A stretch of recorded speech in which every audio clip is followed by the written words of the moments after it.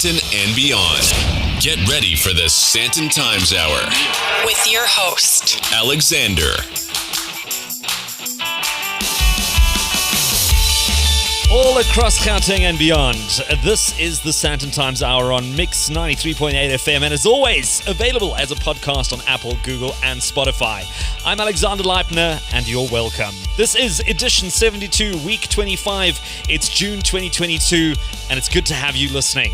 If you want to get in touch, you can email editor@sandtontimes.co.za. You can connect on social media at Sandton Times. That's if you're on TikTok, Twitter, Facebook, Instagram, all of them. Just pick one and follow us. And you can also visit the website www.sandtontimes.co.za. As always, feel free to send in your questions or comments, and you're part of this conversation. You're part of this hour. You're part of the Sandton Times Hour Nation. It's so good to have you listening again for another week, and thank you for making the time to listen, especially you in Greater Gauteng, wherever you are, as well as places like Mauritius, Ireland, Hong Kong, Denmark, Australia, Canada, and Cyprus. Your participation, your attendance is noted, and I'm happy to report that all is well in Sandton land. Before we kick off anything else, wishing all those dads and fathers out there a happy Father's Day for this past weekend, and a very special shout out to my incredible father, 87 years strong, and he's just the best dad, and I love you very much.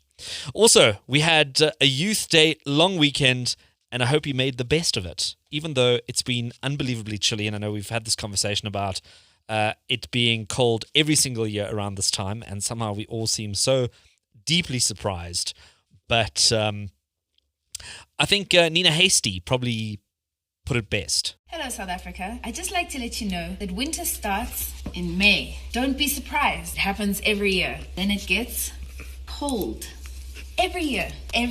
From May, June, still cold. Then July. Don't be surprised when it's still cold. August, guess what? It's still cold. Then you have your little spring day event on the 11th of September or whatever. Still cold. Every year. And don't forget, Nina's performing in Sandton this week at the Hotel Sky, and I'll put up the details up on the website if you're keen to have a laugh, warm up, feel better. Then we've had some feedback from some listeners. Teresa from somewhere in Johannesburg with some great feedback, which I won't read out verbatim, but I'll summarize it in her words. Whoop, whoop, which says it all. And thank you so much for the support, the feedback, and it's great to see the Sandton Times Hour community growing stronger and stronger. And it's been a short week this past week, especially with the public holiday, and the cold weather also doesn't make it much of a condition to want to go anywhere and do anything. It's been a generally quiet week, which is probably not a bad thing. One thing that isn't quiet is the next hour, and coming up on this week's episode, we met some of the Miss South Africa 2022 top 30 finalists, and now we're into the top 10 as things build up to the big crowning. We meet two of those lucky 10 shortly. Then there's a South African medical doctor serving in the public sector who will also be heading overseas to represent South Africa in another competition and hopefully bring back a crown. The doctor will see us in the next hour. As mentioned, we've just marked Youth Day this past week, and whilst youth unemployment is at unacceptable levels, young South Africans are doing all they can to succeed. I'll be chatting to one of those shortly. And finally, Sandton will be hosting another expo this week, and I'll be getting more info on one of the longest running hospitality gatherings. All this and more coming up. Headlines are up next, but first, let's get the hour started with a bit of Lady Gaga and Ariana Grande. From Greater Sandton to the rest of the world, this is the Sandton Times Hour. Lady Gaga and Ariana Grande with Rain on Me on Mix 93.8 FM. You're tuned into the Sandton Times Hour, and I'm thrilled that you and I can do this again for another week, and hopefully warm you up a bit wherever you are right now. As promised, it's time to take a look at the headlines for this week.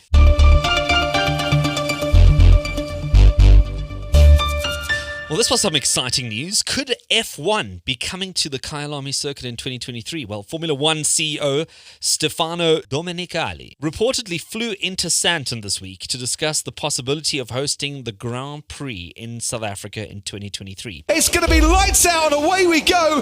It's been almost 30 years since South Africa last hosted an F1 race, and 7 World Drivers' Championship title holder Lewis Hamilton has been advocating for South Africa to return to the F1 calendar.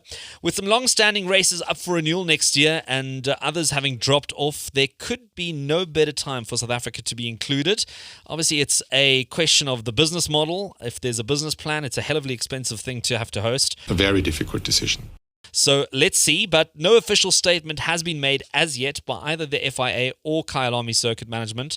So we cross our fingers and hope for the best. It'd be great, wouldn't it? Then Sandton and Midrand ranking top of the charts when it comes to commercial crime. Gauteng's latest crime statistics indicate that Sandton and Midrand are the top 2 hotspots for commercial crimes in Gauteng. A total of 8,700 commercial crimes were reported in Gauteng in quarter 1 of 2022. And fraud, corruption, embezzlement, and money laundering all fall into the definition of commercial crimes. Sandton recorded 348 commercial crimes January to March 2022, whilst Midrand reported 291 cases this year.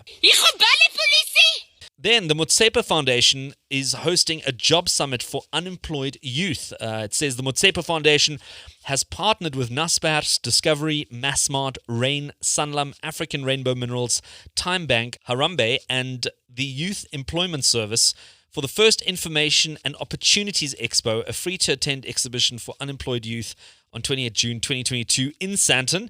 Dr. Patrice Motsepe, founder and executive chairman of African Rainbow Minerals, will deliver a special opening address alongside remarks by Discovery CEO Adrian Gore and Naspers South Africa CEO Puti Mahanyele Dabengwa. More than 6 out of every 10 young people are unemployed in South Africa, whilst companies report that they are unable to fulfill critical positions. Crisis? What is a crisis? Young people aged 18 to 35 can register to attend the virtual exhibition, and we'll be putting the details up on the show notes on sandtontimes.co.za. But now my question is, unemployed youth, and this is a virtual event, who's paying for the data? How are you going to access this with, hopefully you have a smartphone, but then what do you do with the data? I wonder. Maybe MTN, Vodacom, Telkom, and Cell C, maybe they can zero rate the data for this event. But we'll get some more details and we'll find out how this is all going to work. Then an individual reportedly fell to their death at the Fourways Mall. Another terrible story. Not all too much detail, but Fourways Mall confirmed that an individual fell to their death off the external facade of the building around lunchtime on June 9. Emergency services responded immediately and the individual was pronounced dead on the scene. Now police are investigating and the mall asked people not to post anything on social media. And those are your headlines for this week. After the quick break, I chat to 2 of the Miss South Africa 2022 top 10 finalists. Online, on air, Anywhere, anytime. this is the Sandton Times Hour. Online, on air, Anywhere, anytime. this is the Sandton Times Hour. This is the Sandton Times Hour indeed, and a few weeks ago we chatted to some of the Miss South Africa top 30 finalists hoping to make it into the round of 10, and I'm semi-happy to report that of the 4 ladies we interviewed over 2 weeks, 2 of them made it. So that's a 50% success rate. Sounds a bit like my maths mark at school, but we'll take it. Now with the top 10 revealed, and you can go check them out on www.sandtontimes.co.za, I thought let's do it all over again, seeing as we've got a vested interest now in the competition and in the pageant.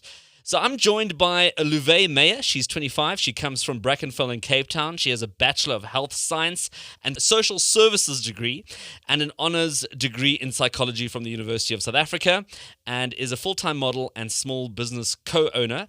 And Luvé made it into the top 35 in 2022. So Luvé, good to have you on the show. Thank you. It's good to be here. And then I've got Pearl Ntshehi, 25, was born and raised in Mamelodi, but currently lives in Centurion in Tshwane. She's a candidate attorney, has a BCom Law, BCom Honours, and LLB degree, And Pearl explains that she made the top 30 last year and is ecstatic to make the top 10 this time around. So, Pearl and Luvé, great to have you on the Sandton Times Hour. And Pearl, let me kick off with you now that I've just introduced you the way I introduced you.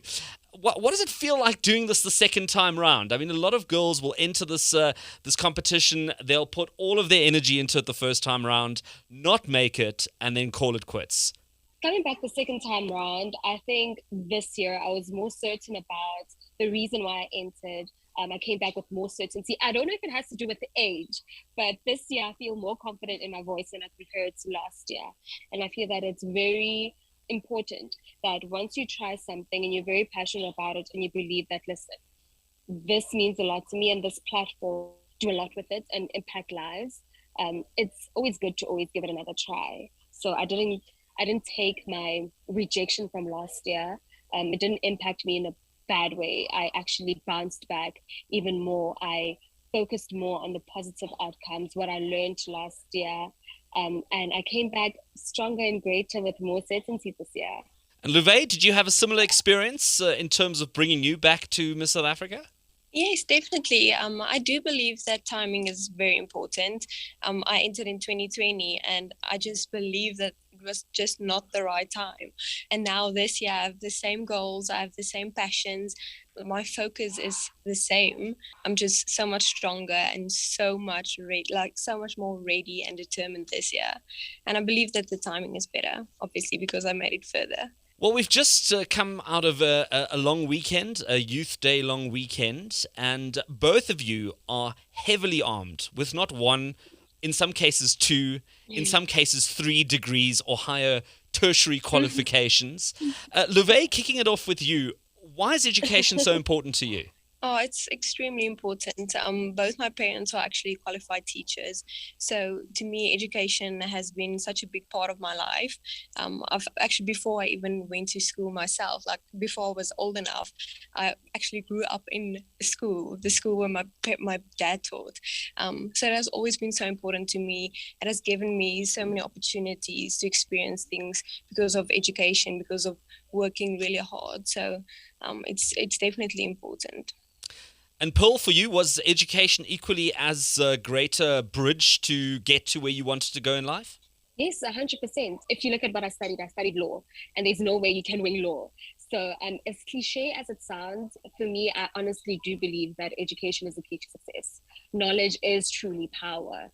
And with what I've learned, whether it was BCom law, LLB, or my BCom honors, I've applied it into my everyday life. So I share the same sentiments as Luvé. Well, Paul, during the reveal, I must say your particular announcement and then your brief interview on stage stood out. You mentioned you came from Mamelodi, that's where you grew up. You're now in Tshwane. But you were saying, and I'm not going to try and misquote you here, so you can give me that line again. But essentially what you were saying is that you having a voice on the Miss South Africa stage gives places like Mamelodi, where you came from, young people in Mamelodi, such hope, sort of a door into what could be, and everyone hangs on to that little bit of hope. Yes. If you come from a township, I feel like you need that one person who's going to break the wind and the next generation is going to come through. It's sort of like they see that if she can do it, so can I. So you're breaking the wind for the next person. That it's sort of like an affirmation for them that, no, actually my dream is too big. If Pearl can go and enter Miss South Africa, coming from where I am, being raised in the same situation as I am raised in, surely I can do it as well. It does not need to be on the platform that I am on, but it being, let's say they want to get into aviation. So if she can do it, so can I. If I want to go into politics, if I want to work at a big law firm, I can do it. Where I'm from doesn't really determine where my future is going to be. And Luvé, from your side, I know as Miss South Africa's, it's always critical to take on a cause. It's important to have that one single-minded idea that you sort of pursue as part of your reign. Have you given it some thought? Do you know what that is for you? Yes, definitely. For the longest time, I've been very passionate about mental health, and as a psychology honors graduate, my focus is very much on psychology and the impacts of mental health on everything that we do. And also with my parents being teachers and education being such a big part, so important to me, the effects of mental health on your education. That is definitely what I want to focus on. Well, I mean, I suppose two very interesting and very worthy causes, both needing a lot of attention in South Africa. Now, Pearl, when you got into the top 10, I mean, you've both gone through it before once. Is it quite the same when you get it the second time round, or is it better? It's better. I think top 10, it still hasn't sunk in yet. I keep joking saying that right now I'm on 95, and I think later on in the evening I'll be on 100% where I'm actually like, I'm in the top 10. I am a Miss South Africa finalist, and that is amazing. Getting it the second time round definitely for me is better. I got the same feeling the first time round when I made top 30. Just this year, it's top 10. It's closer to the crown. Well, one step closer indeed. And Luvé, who was the first person that you picked up the phone to when you heard that you were making it through to the next round? I phoned my mom. My mom is so supportive and she's so invested in this whole competition. So when I phoned her, she just cried and I just cried, and it was such an emotional but such a special moment. It's interesting how moms always came up during the announcement last night. Nobody seemed to have phoned their dad. And I'm feeling it for all the dads, especially with having had Father's Day. I would have thought that a lot of the dads would have gotten a phone call as well. But, I mean, this one's for the moms, so that's all good. In the past, when we spoke to a lot of the Miss South Africa hopefuls, they always would refer back to that moment when they watched Miss South Africa, and they had a particular Miss South Africa that kind of triggered the dream for them. Pearl, did you have a particular Miss South Africa of the past when you watched when you were still younger, where you went, wow, if she's on stage, then I'm in for this? Weirdly enough, when I watched Miss South Africa, I didn't see myself walking the same stage. And that is because of where I was from. I was like, I'm not worthy enough. But right now, Peggy Sue Khumalo, oh my goodness, she is such a warm and great individual to just even have a conversation with. So even though she did get Miss South Africa, but I just look up to her. I really just look up to the person she is, the territories she has placed herself in. I see myself with her one day. Well, Peggy Sue Khumalo, Luvé, did you have your own Peggy Sue Khumalo moment? There are so many amazing Miss South Africans, and each one of them have something special that is so important to me. But definitely Tamarin Green, she was such a big, important Miss South Africa for me because she also comes from the Western Cape and she also did modeling while she was studying. And I think I just see a bit of myself in her, or a bit of her in myself. And definitely Tamarin Green.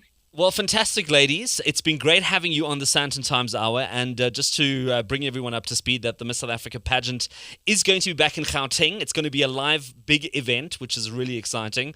And the winner is going to be crowned at the Sunbet Arena at Times Square in Pretoria in Women's Month on the 13th of August, which is a Saturday. So if you're starting to make plans, that's the time to book.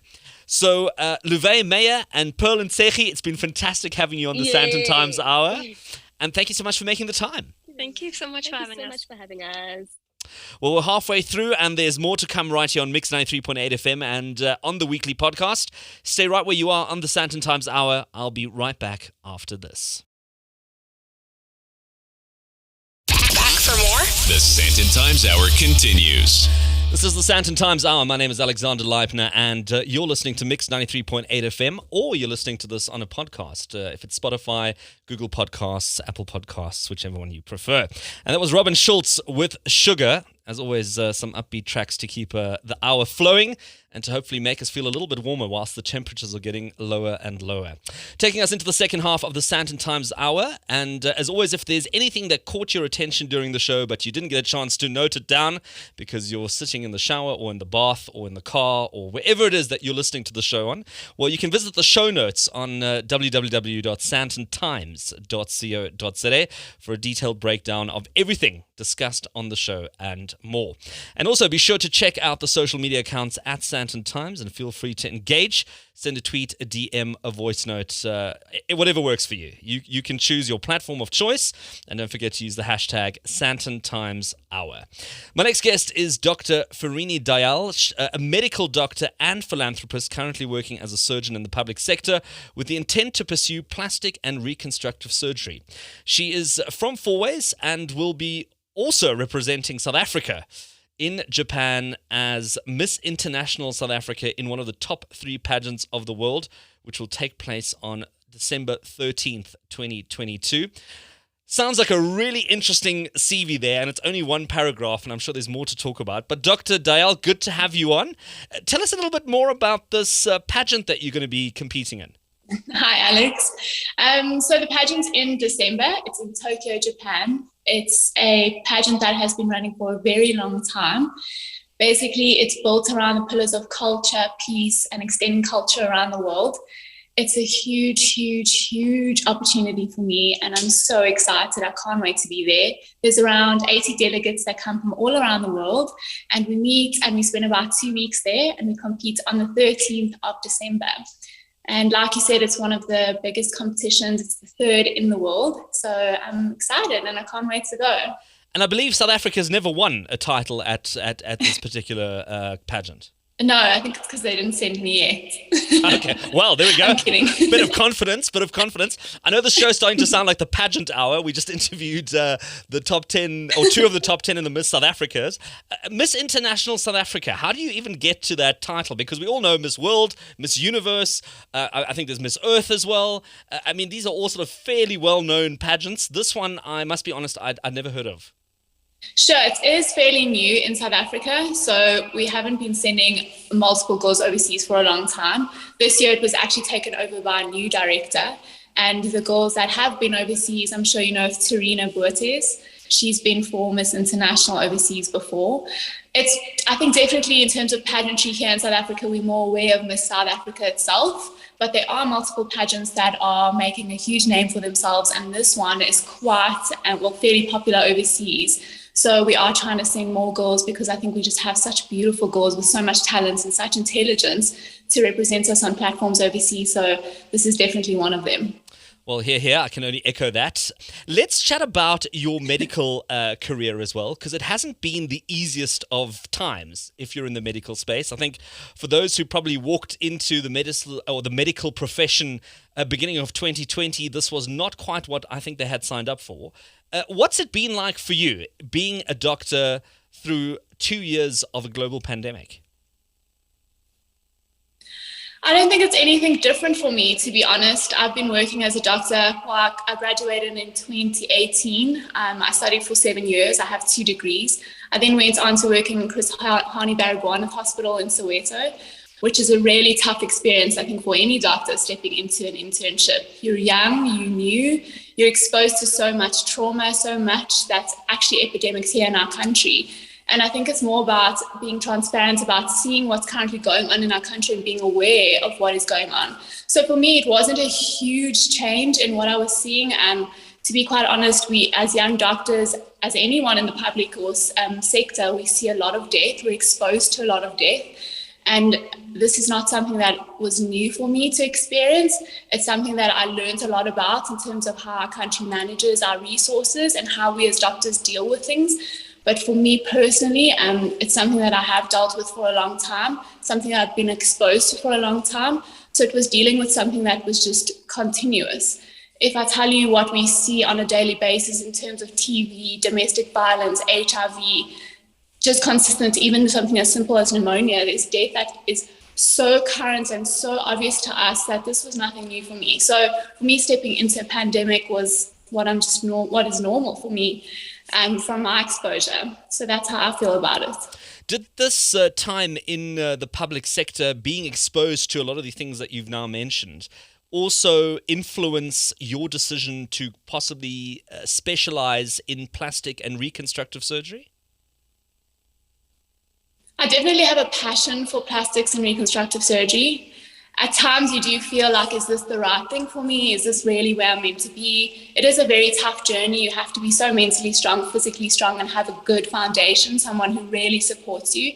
And I have a family and a partner who really does that for me.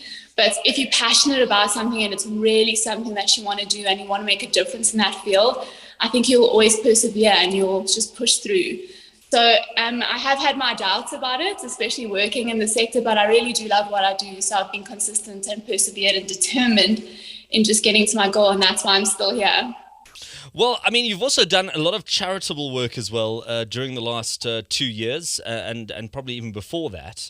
You had your own Dayal Christmas drive where you've donated 250,000 rands worth of toys to kids. And you've also done a bit of a winter drive as well. Also something that evolved as a result of seeing some of the, I don't know what the word is for it, some of the dire needs in the public sector. Definitely. So the reason I actually started my charity drive, it started when I was at Kutlwano Yika Hospital. We were working in the pediatric department and a lot of the kids couldn't have any family or anyone to come and see them. So I thought I'd just do something special for the kids who were there over the Christmas period. It started off something so small, just another girl and I decided we'll bring some toys for the little kids in our ward and just play with them on Christmas. But I thought, why should we subject it to just this ward? Let's make this something to be special for the whole hospital, for every child here. So I just made a small post on my Instagram to ask people who are able to donate toys, and it turned out to be a huge drive that I did not expect. And I managed to collect so many toys that we were able to provide every child with not just one toy, but more than one. And we supplied the entire Baragwanath Hospital pediatric ward with all the kids got toys and we got to spend time with them. And it was just absolutely incredible. So I decided to make that an annual drive going forward. And I just, throughout my time, spending my time in medicine in the hospitals, I've noticed that there's so many gaps that need to be filled. There's so many needs that need to be filled. And I thought that every hospital I go to or every time I see a need, I'm going to see if I can make a change. And the reason I thought that is because during that drive, so many people were interested, people that I've never met, people just sending me DMs, wanting to contribute, wanting to drop off toys. And it was just phenomenal to see how many people were interested.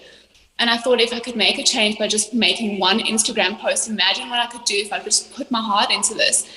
And that's how my drives began. So now I've raised over more than R1 million last year in terms of multiple drives that I did. And that's how my foundation started. Well, some great work being done there on all fronts, be it charitable, be it medical, be it, preparing for representing South Africa in Japan. Dr. Ferini Dayal, a medical doctor, philanthropist, and also a candidate for Miss International South Africa, representing us at the international competition in Japan in December. It's been an absolute pleasure having you on the Sandton Times Hour, and thanks so much for chatting to us. Thank you so much for having me, Alex. Online, on air, Anywhere, anytime. this is the Sandton Times Hour. Always great to chat to young, new talent out there. And I was busy scrolling through my Instagram, as one does on the odd occasion, and came across this really great video of a very young man performing some fantastic music with a great voice in the most unexpected places. And in South Africa, we've become so used to stopping at a traffic light and there's somebody either dancing with beer crates or juggling or doing backflips, or, I mean, it's taken entertainment to a whole new level, especially when it comes to traffic lights. And here I saw this young man. He had, once again, just elevated everything and brought his own speaker along. I think it must have been battery operated with a microphone, and was literally performing track after track at one of the traffic lights in Greater Sandton. And I thought, well, we need to chat to this guy. He sounds like he's got a good voice and he's got some serious marketing acumen behind him. So Kutlwano Yika, performing artist, good to have you on the Sandton Times Hour. No, thank you, Alex. Thank you. Kutlwano, so tell us a little bit more about your career. When did it all start? Actually, just last year, I was crazy. I mean, I was doing my third year, I think. Yeah, I didn't finish my studies. So yeah, I was doing my third year in economics. And because of COVID and stuff, I just had too much time, like, at home. Like, I couldn't, like, keep on studying and stuff like that. So I found myself on YouTube and see, like, scrolling down on music, like, different stuff, because I was just like a sport person. Like I was into sports basically. So just found myself like looking at the baskers in Ireland. So I saw this one lady, Ali Sherlock, and I was like, no ways, like so many subscribers and stuff like that. I was like, oh, but the music that she's performing is actually great. So the music that she was performing, she sang like anything from the Beatles, the Bee Gees. So I was like, no ways, man. There's someone who can sing this music. I think I can have a shot as well. So I started practicing, and knowing who I am, I went out to the public basically, and people where I'm from actually loved it. And my friend actually said, man, you must take this thing seriously. I know you're at school and stuff like that, but you don't want to regret it, man. So I started basking. We went to the malls, and unfortunately at that time, because of the restrictions, we're not allowed to perform at the malls and stuff. So actually took a crazy decision to go at the robots, because like you mentioned before, most people do the arts there at the robots. So I had to find a creative way to do that, and a battery powered speaker was good enough for me. So I started there. Kutlwano, it's quite amazing. I mean, he's sort of aspiring sports star slash up-and-coming economist, now a performing artist. I mean, that's quite a dynamic portfolio you've got going there. So what's the response been like to your performances? I mean, I see you've also done some videos where you're, I think it's in the streets of Katlehong, where you're at home. As you mentioned, at the traffic lights, I think it was in Four Ways. How have people responded to your music? It's been mad. I mean, they're all been positive, because it's actually a unique experience basically. So I also tried not to stay like in Katlehong and try to grow as a virus and, go to other. I just wanted to be as spontaneous as I can be. Like today I'll be in Four Ways, and then literally tomorrow be in Edenvale. So most people would be like, where's that guy who came yesterday? And I'm trying to share the experience to many people, different places, every time that I have a chance. So yeah, that's how it has been. So, as I said, you've got an impressive setup. You've got your sort of speaker with a built-in amp. I think it probably runs off a battery, because you can literally set up anywhere, anytime. You've got your pull-up banner with all your branding and your marketing content on there, which I thought was also very smart in terms of how you just put that all together, because at least people know who you are and where to find you. Have you managed to get some gigs out of this? I mean, has somebody phoned you up and said, listen, I've got a birthday or a wedding or something, would you like to come and perform? Plenty of that. Plenty of offers, obviously. But the thing is, as I grew into this, I started actually like learning much about like marketing and stuff like that. So for me, it's actually, learning a different type of music and how the public would react to it. So I need to practice a new type of song, and then I'll take it to the public. And if they don't like it, I'll see by the way they react. That is through, obviously we get donations for now, because there's no way I'll have continuous support to improve my social media without any financial support. So getting donations is number one. And with regards to gigs and stuff, we have done gigs, but the thing is, if you don't have a huge name for yourself, you're gonna struggle. You're gonna see the ugly side of music, where people say people are taken advantage of and stuff like that. But fortunately for me, I get offers that are it's crazy. Now I don't see why I should head back to school and stuff like that, because people actually appreciate me more now, because I've actually exposed myself to places where I never thought I would go. So people in Four Ways been massive support from people that side, but because I stay pretty far, sometimes it doesn't make sense to get gigs that side. And people here in Alberton as well, like that crazy support for me. So it's actually happening everywhere for me. So yeah. Well, Kutlwano, hopefully somebody's listening today on this interview and says, gee, I must actually check out this guy. Maybe he's got something that I could book for an event. And I'm sure there's a couple of people out there who also say, listen, finish your degree. Nothing like being a singer with an economics background. I'm sure that won't hurt at all. Always something to have in your back pocket at least. What kind of music do you enjoy performing? The Beatles. I like Michael Jackson. I like Chris Stapleton. I like Bill. It's a lot. I like Adele. I like Ed Sheeran. So it's music that sells. So that's why I'm saying I know it's conscious. I mean, I need to have that degree, but music for me is not a plan B. It's never been a plan B. I don't do things and just stop like finishing them. No, I need to finish them. But like I said, even economics it's my passion, because the same thing happening. You see, most people, they go out of high school, they don't know what to do, so they go to varsity. And yeah, some people are still like they still don't know what to do with their lives even after like they gotten their degrees and stuff like that. But for me, is finding your passion and just growing within it. So with music, there's plenty support, and I'm not going into this thing blindly. I know like I need to be entrepreneurial about things, and yeah, it's just fortunate that for me, I don't see the need to rush things. You see, I'm performing timeless music, and people have an appetite for live music. And it's just great that we had a pandemic. It's unfortunate for musicians before me, but it's actually great because now there's a new entrance into the market. So people like efficiency. So instead of calling up a band, there's a guy who actually came up with an idea to have backtracks that sound like this, like they have an acoustic feel to them. So it's like an acoustic band, and then you have just one person. But at the end of the day, you have a performance that's actually great. So it actually works for people who want live entertainment. So for me, I think I can have a career that can actually grow here. Well, I like the confidence, Kutlwano. I think you've got the right kind of passion and attitude to make it happen. Kutlwano, where can people find you on Instagram or on social media if they want to check out some of your videos? It's Kutlwano Yika on Facebook and Kutlwano Yika on Instagram. Just like that, man. That's it. Exactly. Well, performing artist Kutlwano Yika, thank you so much for joining us on the Sandton Times Hour and talking about music. We'll be right back after this. Follow the Sandton Times on social media. At Sandton Times. Yeah, the sounds of Sandton, David Guetta, Martin Garrixon Brooks with Like I Do on the Sandton Times Hour, bringing us full circle to the last bit of this week's edition.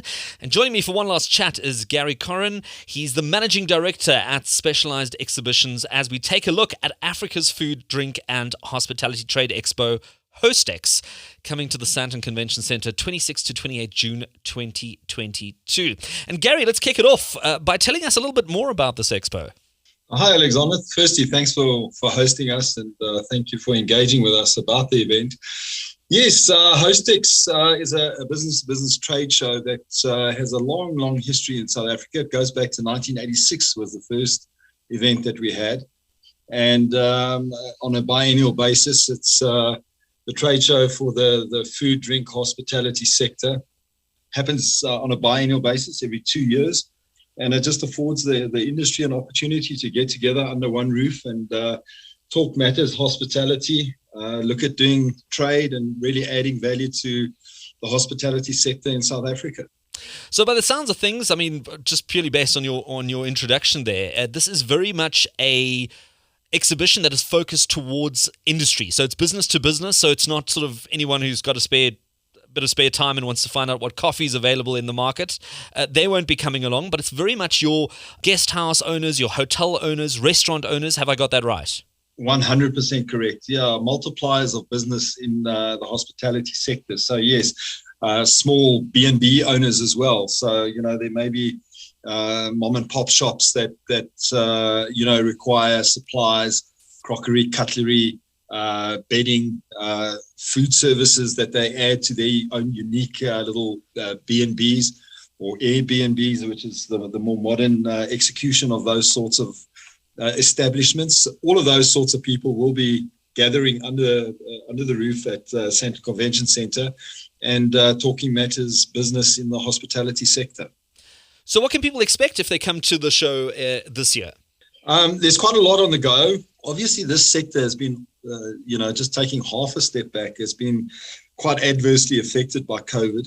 Events have been as well. And interestingly enough, events as a separate entity, exhibitions and conferences, the meetings and incentives sector of the economy actually fell under the hospitality sector and under COVID regulations. So double whammy in a sense, but slowly the entire industry is starting to re-emerge and recover. But in terms of what you could actually see, all sorts of major suppliers to the hospitality sector will have wares, products, services, and technologies on display. Well, you've touched on it. I mean, it has been a industry that really has had the roughest of times over the last 2 years.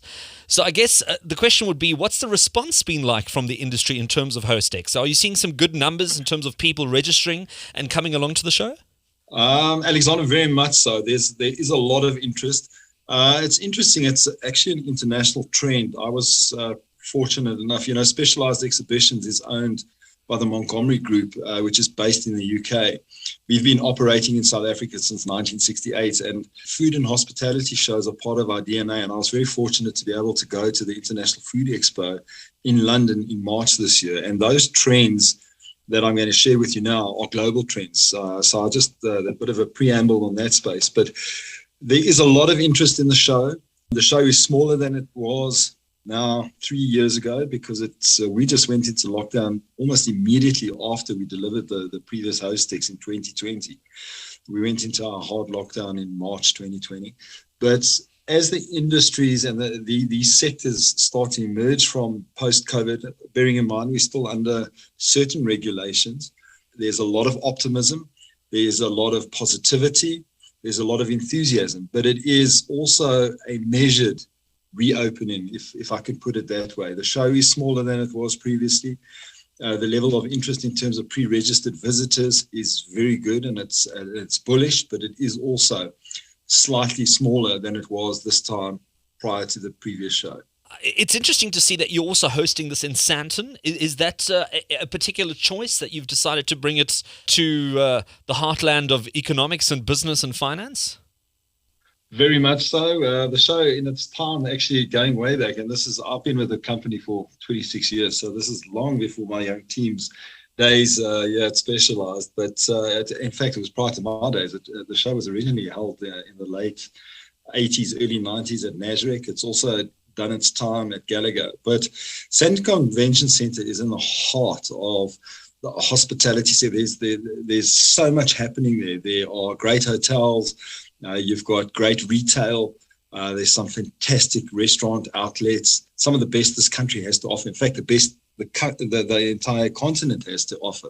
So it made a lot of sense to take it to Sandton, to take it to where the heartbeat of hospitality is in South Africa. Well, listen, I'm sure none of us are complaining that you're bringing it to Sandton, and like you said, the Sandton Convention Centre is really geared for it, and also the entire ecosystem that goes around it, because you've got all the surrounding 5-star hotels who are probably not only just hosts to some of the people that are visiting the show, but also are visiting the show themselves. If people want to come along, what do they need to do? If this is whet their appetite, spark their interest, where do they go to from here? No charge at the door. They need to pre-register. It's www.hostex.co.za. That's another learning that we've picked up from our COVID lockdown period. Everything we're doing is in line with COVID protocols. So online registration, pre-registered. You'll get a badge that'll be emailed to you. It'll have a QR code on it. You can come to the show. You get scanned in. And it's a seamless entry to the event. So really, if you go onto the website, all the directions are there. You pre-register and you come through to the show. Gary Corin, Managing Director at Specialised Exhibitions, talking us through HOSTEX, which is coming to Sandton at the Sandton Convention Centre, 26 to 28 June 2022. Gary, thanks for making the time to chat to us on the Sandton Times Hour. Alexander, thanks so much for having us. And all Santonians, welcome to come to the show. Come see us there. Come and engage and come see what the South African hospitality industry has to offer. Well, there you have it, an open invitation from Gary there. And that's it for another Sandton Times Hour on Mix 93.8 FM, and is always available as a podcast on Apple, Google, and Spotify. I'm Alexander Leipner, and it's been an absolute pleasure having you listen in. As always, if you want to get in touch, you can email editor@sandtontimes.co.za, and you can connect on social media @Sandton Times, and visit the website www.sandtontimes.co.za. It's always good to get your feedback, your thoughts, your questions and comments, so feel free to send those through. Thank you as always to my guests this week who've made the time to chat to us, and also thank you to the team at the Sandton Times and everyone at Mix 93.8 FM. As always, I thank you for listening, and let's do this again next week.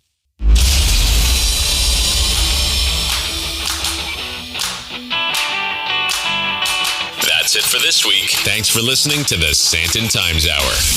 And if you enjoyed it, be sure to share it.